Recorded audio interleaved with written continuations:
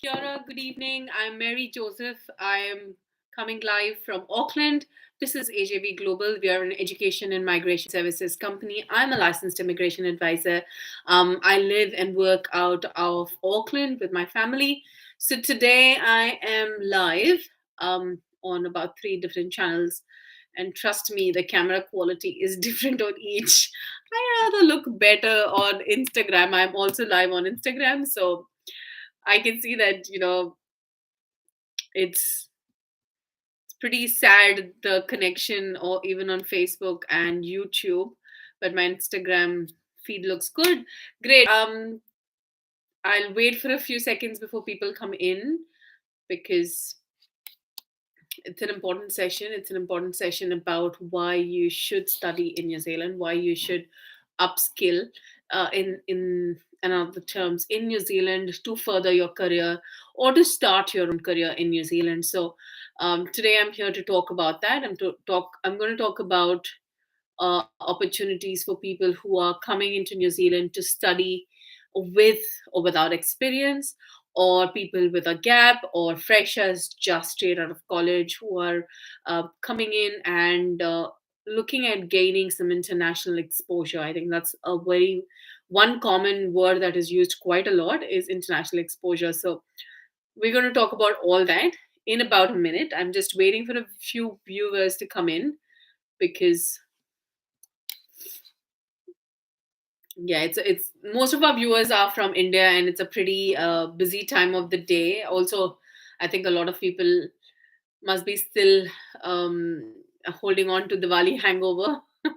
So yeah, we also had a break here in New Zealand. We had Labor Day yesterday, so we had a holiday, and then we had a busy weekend because myself, my colleague Rina, and our director Anatol Bogatsky were up in Auckland, in the city, hosting a few of our clients in Auckland, and it was amazing. I think I just did a quick live as well, and I put up a few pictures both on Instagram and on Facebook. So right, so I think 2 minutes in, let's get started.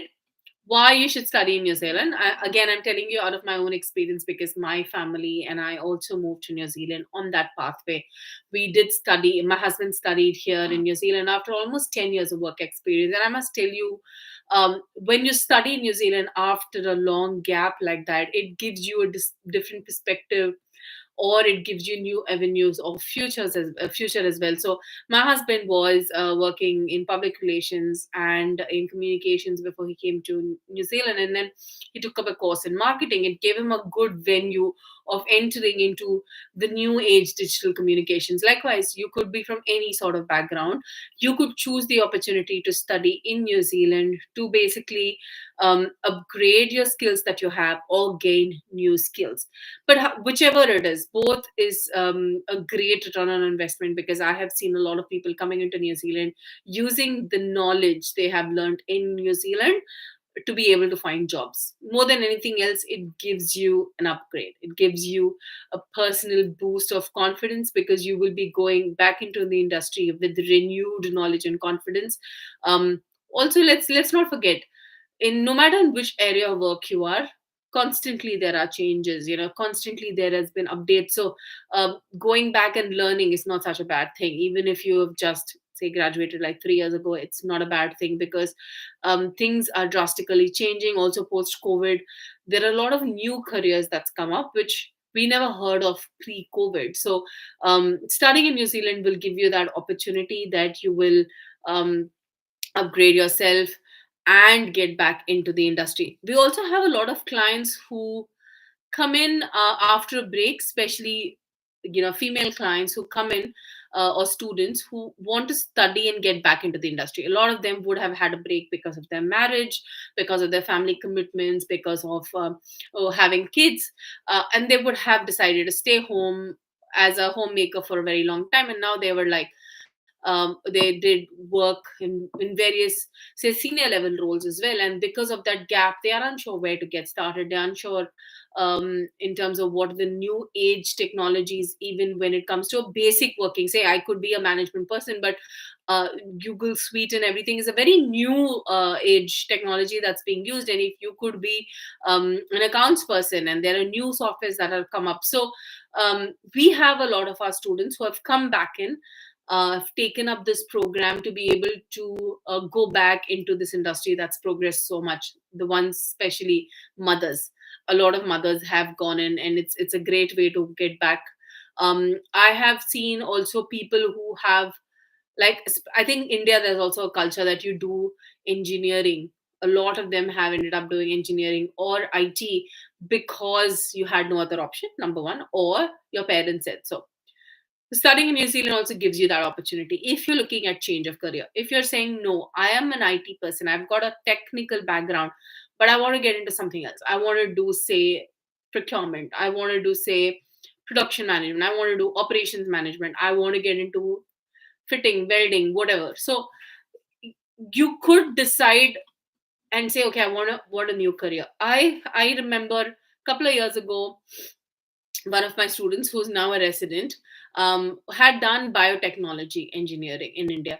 And he said, hey, listen, Mary, I aspire to be a chef and I want to be a chef. So I want to do a culinary program. And I was very, what do you say, unsure at the beginning. And I say, hey, listen, you got to convince me before convincing immigration why you want to do this program.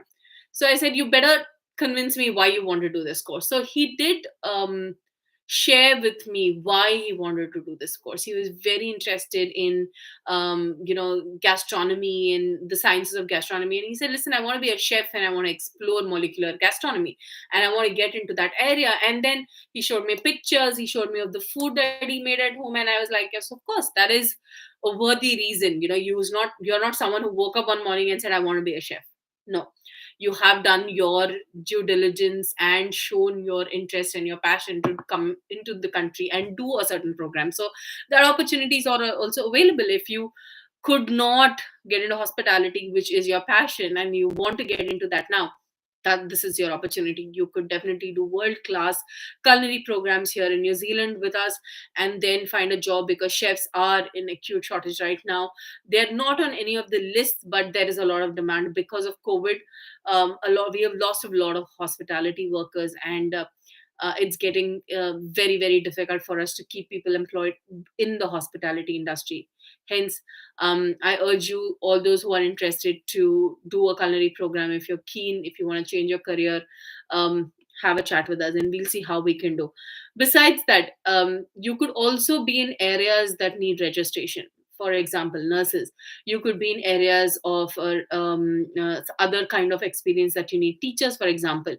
If you are in those areas, you again will need to study, because if you study, you will get your occupational registration in place. For nurses, it's a different pathway. If you have a bachelor's and you have certain experience and English IELTS requirement, you could do something called a competency assessment program, which is technically not study, but it's like a occupational registration course that you're required to do. uh, but that, if you come and do that for 12 weeks, or there are some courses at 8 weeks as well, if you're able to complete that, and then you can apply for occupational registration, that is work as a nurse in New Zealand. Likewise, teachers, people who aspire to be teachers at any level, at early childhood, secondary, or at high school, there are opportunities. Sorry, primary and secondary, there are opportunities for you to study a course here, and then go ahead and get your occupational registration to work in New Zealand.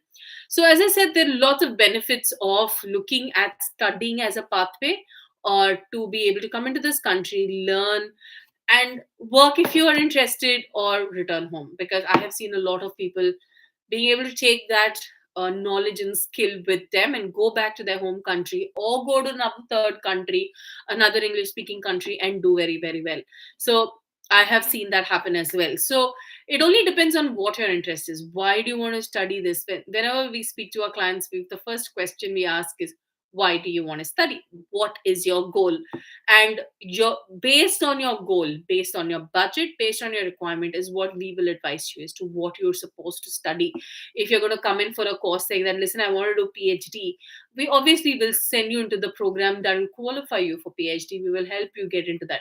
But if you're saying, listen, I want this to just get a break, do something different, we'll give you options according to that. If you have a budget restriction, we will give you options according to that. So have a chat with us. Our website has all our contact information. It's www.ajvglobal.com. We have a toll free number in India. We have a toll free number in New Zealand. Feel free to pick up a call, call us and share. Ask your questions. There's no obligation chat at any point of time if you contact us. Um, Even we're very very good with emails, so send us an email, info@ajvglobal.com. We do not commit you into something that you're not happy about. So you should be convinced with what information you hear from us, and then we will go ahead and start the process after you have understood all the terms and conditions. So um, we have seen many many success stories, and each time we do these meetings here in New Zealand gives us more confidence, because we actually see that the goal for which they've come here to New Zealand, that is to settle and have a future here, has been fulfilled, or they're at least on the journey of it. None of our clients ever come to us and say, you have put us on the wrong path. That's because we're very conscious about what we suggest, what we advise, because we know it's another future, it's another family, it's another person's life that is at stake. So we're very, very careful and conscious of the advice that we give. Um, or, that's all I want to say today. Surprisingly, we haven't had too many viewers. I can't see any questions. So I'm just going to end the session here. We hope that this video encourages you to contact us, at least contact us, so that we can individually assess your situation and we can give you the right advice. And also, if we are giving you a certain advice, we will also support it with published information from immigration website or any other um, testimonial of our client before we give you any advice. Yeah, it's immigration advice. Friendly and frank immigration advice is what you will get from us. Yeah, so go up to our website, check out our videos, check out our Facebook group, check out Instagram. We are digitally quite widespread, so you will get your answers. If you don't find that there, do contact us and we are there to answer. Thank you so much, Kaki Teano.